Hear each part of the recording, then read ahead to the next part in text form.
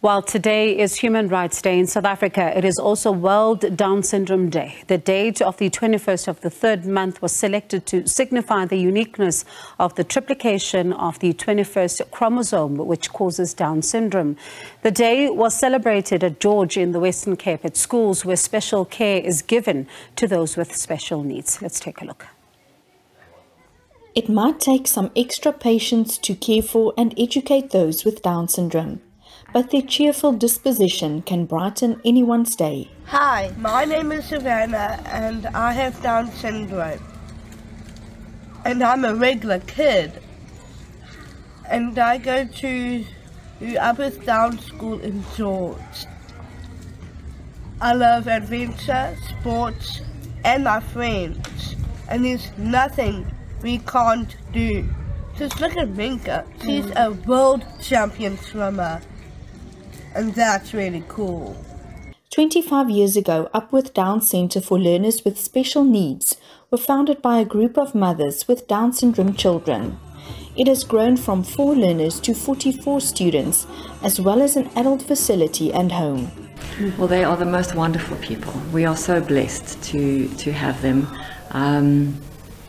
Always a shock in the beginning for a mum and a dad, but as the years roll by, you realize just what a gift they truly are.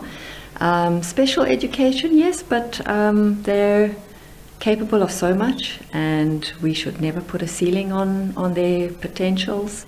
My name is Nicole Segura. I am 36 years old, and I would work with my dad also. I like swimming. I got tennis. I have tennis. I have cooking also. In George, schools such as Upwith Downs, Heeltyd, Speeltyd and Carpe Diem offer special care for those with Down syndrome. A community of parents and educators also offer each other support and advice to get through the tough days and celebrate the good ones. Tanya Krause, SABC News, George in the Western Cape. Let's stay with this particular issue and speak to founder of Olusegun Kalushi Foundation, Motlatso Moloi, who joins us in studio now. Thank you so much for your time. Thank you for having me. Why Olusegun Kalushi? So Olusegun Kalushi is my son. He was born with Down syndrome. And it has been quite a journey to raise him and get to the place that we are with him, where we are in different schools for him, finding different therapists, from occupational to physio to speech therapists, and all the work that has gone into him. We just wanted to impart it to the rest of the world. So hence we've called it Olusegun Kalushi, because it is inspired by him. And you talk about the work that was involved in order to make sure, you know, that you raise him in a correct way, if I can even put it that way. Did you have enough support to have to go through that journey? To be honest with you, I did. And that is the reason why I've started this foundation, because the support that I had, you know, firstly, as a mother raising a child with special needs, that's very important. You need to be physically well, mentally well, emotionally well to be a present mother, but also to be, you know, able to support your child. So I received a lot of help as a mother, but also I received a lot of support in terms of resources, financially, because that is also very important. Children with Down syndrome often are born with congenital birth defects. So he had to have special medical care.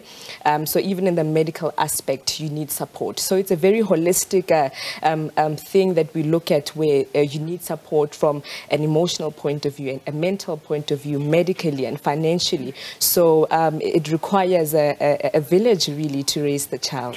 And I'm listening to you, you know, talk about the support you had, but what it takes just for you to go through this particular journey.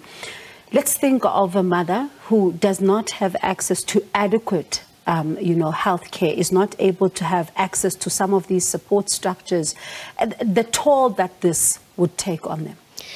You know, mothers who raise children with special needs are already burdened, because they bring children who are born disqualified, marginalized, discriminated. So as a mother, you feel helpless. As a mother, you ask yourself, what is it that I have done? you know, to give birth to a child that needs me to be present in this way. So we really as a foundation want to start at the root, which is the mothers, because as I was speaking at my launch today, I suffered from a severe depression for almost 4 years because I could not understand why. And I could not understand that, you know, why this incurable defect on my child. So it does really take, even on a mental aspect, quite a lot of work. And then you look at the mother, and if a mother is not able to assist, because you say sometimes just physically you're not okay because it's a burden on you.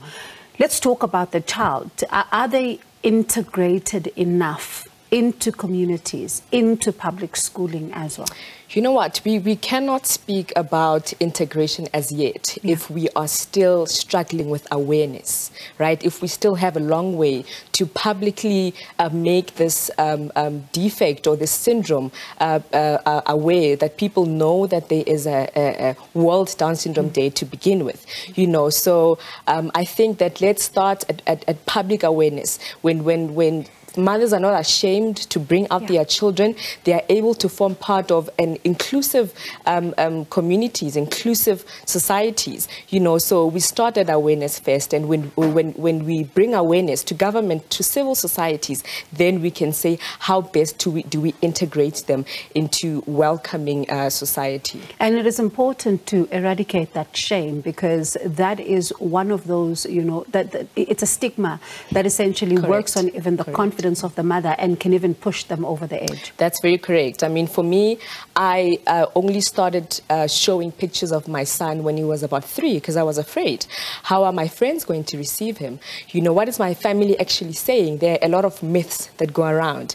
You know, funny you ask, because I was speaking with a makeup artist and she asked me, was I drinking when I was pregnant? Was I smoking? You know, there are a lot of stereotypes and myths that go around. So when we are progressing, when we debunk these myths with public awareness, with inclusion, you know, we are able to progress and look at people with Down syndrome as fully participating citizens in our communities. Especially because if we start with asking a mother, were you doing this, were you doing that, it kind of signals that we are portioning a certain level of blame on them to say your child would have come out normally had you been doing this. But meanwhile, sometimes it's situations beyond your control. True. And we don't blame the community. We don't blame people. They are not ignorant. They just do not know, right? And that's why Olisoro Kalishi Foundation, because we are saying we are going to raise awareness. People will know that this is a genetic disorder. It can happen to anyone. You know, they used to say that women that are much older are at high risk. I was 18 years old. There's no history of disability in my family. So it can really happen to anyone. And when we give the mothers confidence and remove the stigma, we can know which communities to reach out, which townships to reach out, which mothers to reach out to. And Motlatso, it's important work that you're doing. Thank you so much for stopping by and talking to us. And really, we do appreciate your